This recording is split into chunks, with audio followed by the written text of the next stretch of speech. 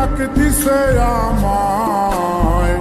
যে মাটি দিয়া আল্লাহ বানাইছে আমায়, ওই আল্লাহ ডাক দিছে আমায়, যে আল্লাহ মাটি থেকেই বানাইছে আমায়, ওই আল্লাহর ডাকে আজ মাটির দেহ মাটি হইব রে, ওই আল্লাহ মাফ করো আমায়, ওই আল্লাহ মাফ করো আমায়, ওই আল্লাহ মাফ করো আমায়, ওই আল্লাহ মাফ করো আমায়।